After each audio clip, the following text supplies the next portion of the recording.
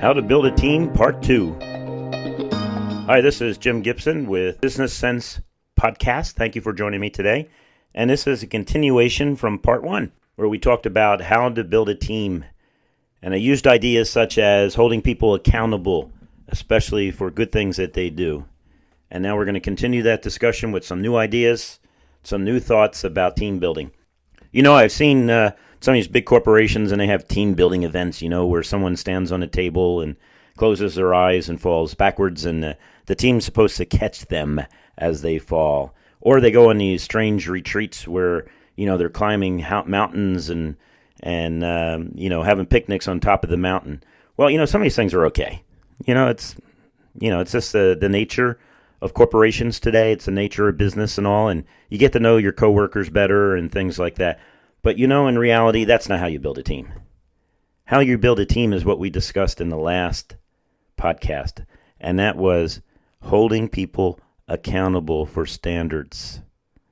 And when you find someone doing something really well, then you let them know, and you let them know in public, and you let everyone else know that they did a fantastic job and that you appreciate them. You go overboard. And then, of course, those who are not pulling their own, maybe they're in the wrong area, maybe they're in the wrong business, maybe they're in the wrong trade. Well, then you have to hold them accountable also. And you think sometimes, you can't be lazy about this. So you think sometimes, well, no one really knows how bad this person is. And I'll tell you what, when you get a group of people together, they know who the performers are, and they know who the non-performers are. And if you don't recognize the performers, but you spend all your time with the non-performers, then you're not going to have a team. They're not going to appreciate it. But if you recognize people who are doing their job and doing a good job, not the student of the week nonsense stuff where everybody made student of the week. I mean, honestly, working with your team as a group and realizing those who are doing a great job, whose heart's in the work, who really know what they're doing, putting out the extra effort, recognizing those people. And everybody knows who they are. Just like they know the other people that are bums, are not doing their job. And I discussed in the last one where I said, I was spending too much time with people who weren't interested in doing their job, weren't interested in going the extra mile. And I reversed that. I spent more time with those who were interested in doing a better job, who wanted to get promoted, who wanted the raise, who wanted the attention, that they took pride in their job. They're not going to take pride in the job if you don't take pride in what they're doing. And they know the difference. The next thing you have to have is you have to have standards. I mean, you have to have goals and standards. You have to have something that's actually you got to stretch for to achieve if you want to build a team. You can't have stupid stuff where people just go to work and pretty much just drag around with their eyes looking at their shoes and not really doing anything. You actually have to have measurable goals and standards that everybody knows. And you have to support those goals and those standards. And when you reach them, you have to recognize the people who helped you to reach them. Don't you take credit if you're the boss. If you're the manager or if you're the owner, give the credit to the people who are actually producing the work. And the big killer, this is the big killer I've seen over and over again. I've seen this in the Marine Corps. And that is to show partiality to people, not based on their performance, not based on merit, things that they have earned, but because you like them, or because they're your friend, or because you're related to them. I remember I worked in a communications center. That was my first job in the Marine Corps. And I had about 12 Marines. And I worked for a captain. I was a second lieutenant at the time. And it was a data center that was underneath the ground. And it was a classified data center. We could handle all sorts of highly classified information. And it wasn't underground to hide it from people. It was underground because it was the basement. No one else wanted to work there. But it was a pretty significant, important job. We had a mainframe at the time, and we had a lot of information we had to sort through and make sure it got to the right place.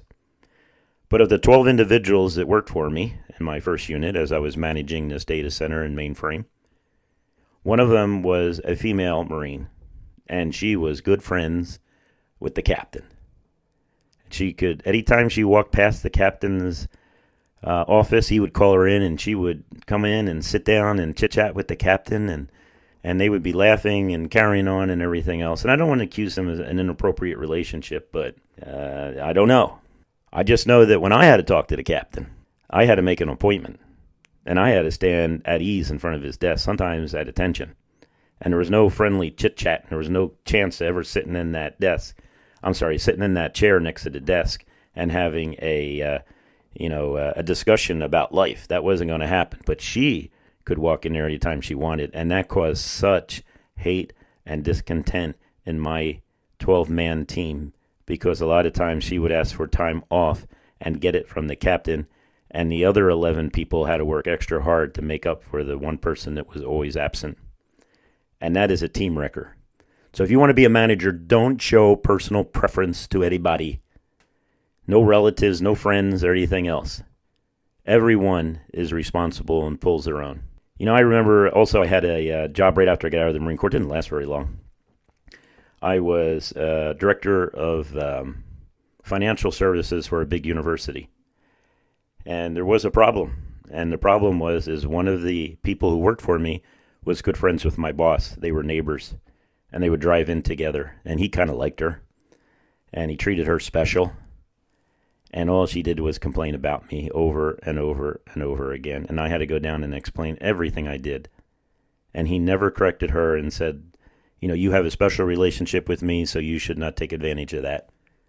He was not professional. Neither of those bosses were professional. And both times that was a team killer. So always treat people professionally. Always treat them like they deserve to be treated as professionals.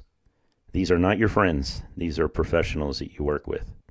And if you follow leadership principles that we'll talk about from time to time, you treat everybody with respect.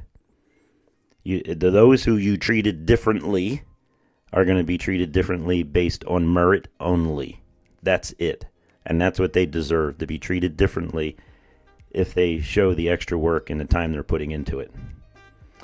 You can have all those retreats if you want. People fall back off the table with their arms across their, chests or shoulders or whatever, and they hope their friends and coworkers catch them and all. And it's kind of cool stuff. And every once in a while, you got to have barbecues and dinners or, picnics or things like that. But if you really want to build a team, here's the key: hold people accountable, good and bad, and make sure that you emphasize the good. Set high standards. And once you set high standards, supervise. Make sure everybody in the team knows exactly what's expected of them. And if you know someone is not carrying their weight, everybody in the team knows that. And that's going to divide the team instantly. So don't allow that to happen. Be a professional and treat people in a professional manner, expecting them to act like professionals also. Doesn't mean you can't be friendly, smile, things like that, how's the family. But it also means you keep it at a professional level. Thank you for listening to this short podcast. I wanted to make sure that I discussed some of those things that we discussed in the last podcast, make sure I made sure that they were clear. Thank you for listening to this podcast. This is Jim Gibson, Business Sense Podcast, and you have a great day.